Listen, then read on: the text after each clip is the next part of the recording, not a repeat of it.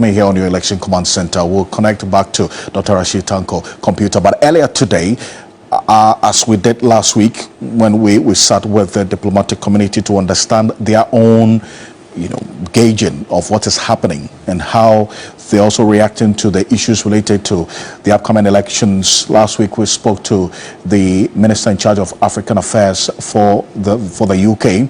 Today, I sat with the German ambassador to Ghana, Ambassador Daniel Kroll, and he had a few things to share with regards to the elections ahead of us and what, for them, as our partner in development, they're looking at. Take a look. We're just, I would say, weeks away from this election. You, as a country, an integral part of our governance collaboration, not just a business or economic collaboration, but the governance collaboration as well. From where you sit, what would be your word or expectation going into the election? My message is that I trust in the Ghanaians. The Ghanaians love their democracy, and they will make sure that the will they express at the ballot booth on the 7th of December will be translated into reality. So it's a very complex process. Elections sounds so easy, but you have all these challenges with registration and so on. And but at the end, it depends on the decision makers, the voters, that they take good care that their vote is being reflected in the result. And I'm convinced Ghanaians love their democracy, and they want to see it to continue. They want to live in a safe country. They want to live freely, and so they will take. So you've been following the conversation about, the voters register and all of the expectations that the political parties have, is it not? Yes. And as I said, it's a complex challenge in a country where you don't have a trusted register. We don't have this registration process in Germany, so we honestly cannot give you any advice how to do it best. So for me, it's very exciting to listen to the challenges that are related to this kind of setup. And but I understand that we are in the process, so there is, of course, talk about, and that the register is not yet final, and that there are adjustments necessary, needed, and there have been certain things detected, so they can be corrected, and so I think we are in a very we are in the necessary fruitful process of setting up a register that reflects correctly the realities. That's the reality. Rashid Tanko, computer, if you can hear me, good evening. Thank you for joining us here on Ghana Tonight. Good evening. Good evening, my brother. And let me say good evening to your cherished viewers. Perfect. Now I can hear you clearly. Now, first off, the NPP is throwing up the invitation to you. They say organize a press conference and invite them and the other political parties and display the errors and the illegalities you have identified, because the Electoral Commission has also done a presentation today indicating they have corrected all the issues that you brought up. Is it one that you're going to consider? Well, Alfred, you have just seen our press statement. After our marathon IPAC meeting today, we deliberated on the IPAC meeting that we held today. And then so we went and held a FEC meeting to discuss the outcome of the IPAC, and we've issued a statement to that effect. So clearly, our position is spelled out in the statement that we issued this evening. But as to what the NPP is saying, just ignore them with the contempt, as if they were not at the IPAC meeting. You saw it. Your reporters were there. The presentation by the Electoral Commission borders on the discrepancies the NDC identified. So which one are they talking about? All the discrepancies that the Electoral Commission talked about were discrepancies identified by the NDC.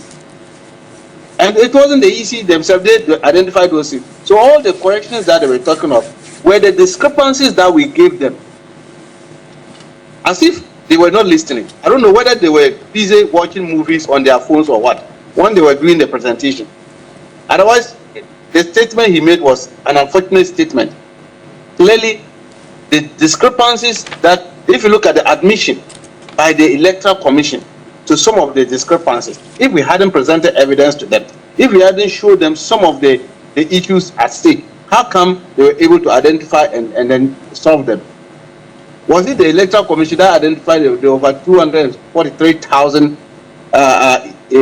old data of transfers added to it? Is it not the same Electoral Commission that admitted that yes, there was no liveliness check, that is why illegal transfers occurred? Is it not the same Electoral Commission which says that their IT system is vulnerable? We identify it because people login credential could be used by even their girlfriends to get into the data. So what is the NPP talking about? They should shut up. Oh, well, I mean, but then again, I see in that statement that you issued that you have accepted the promise. The Electoral Commission made a promise to you that within 1 week, they're going to make available to you, the parties, the corrected provisional voters register. Was that a promise? Oh, yes, yes. I mean, this was one of, that's why we, at FEC, we deliberated and said, fair enough. If they say they have corrected almost all the discrepancies, and they are now coming now with a revised provisional register, fair enough. We will take it. We will accept that proposal so that we can take time to also study it, because they've also agreed that they are going to do re-exhibition, Albert Online. That is what they are going to do. We say, fair enough.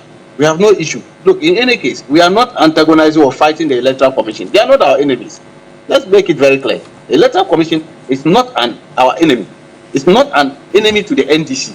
Neither the NDC is an enemy to the Electoral Commission. We are major stakeholders, but we want to make sure that the right things are done, and that is why we have taken this path. And this path we took is helping the Electoral Commission, and that is why they needed to even congratulate and commend the NDC for making sure that their back is properly covered with this. Otherwise, if we hadn't seen all this and allowed this, your guess would have been good as mine come December 7th, because an illegal president was going to be elected based on these discrepancies.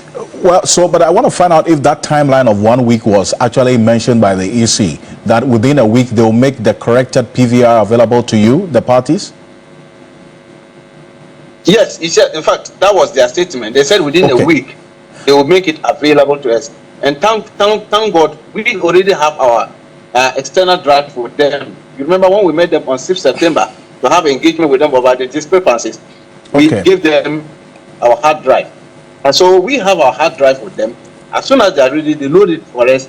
We'll take hold of it, we'll study it. And that is what we are saying. You know, there are two issues that we are dealing with. Apart from the register, we are also talking of their IT system. Right. And they agree. And I was coming to that. You said they agreed that they're going to give you access to their IT system, the back end, the protocols, everything? No. No. I'm saying that they agree that their IT system is vulnerable because there was no liveliness check, and that login credentials of officers could be used by others to manipulate the data without even their knowledge. All these things put together strengthen our position that there's a need to look at the IT system. And you see that in our statement, we are saying that there's a need to have a sector CEOs and political parties to come together to come and look at the IT system of the Electoral Commission. I mean, if you look at our statement, we've put it in there. I see, but then we think that there's something wrong with the IT system. Right, but even with that online re-exhibition, you say you want it offline as well at the registration centers. Did they agree to that? We are recommending to them. Yeah, we are recommending to them. You know, at that point, they indicated that they wanted to do it online. Yes. Exhibition. But we thought that it's prudent if they can go offline as well. It's the recommendation we are giving to them. All right. Look, clearly, What stops you from doing the offline as well? You can send down some of the printed documents so that people can see. But nonetheless, as a political party, we will take it, we will go and study it when they give it to us. I appreciate your time. Thank you for joining us here. Dr. Rashid Tanko Computer is Deputy Director of IT and Elections for the NDC.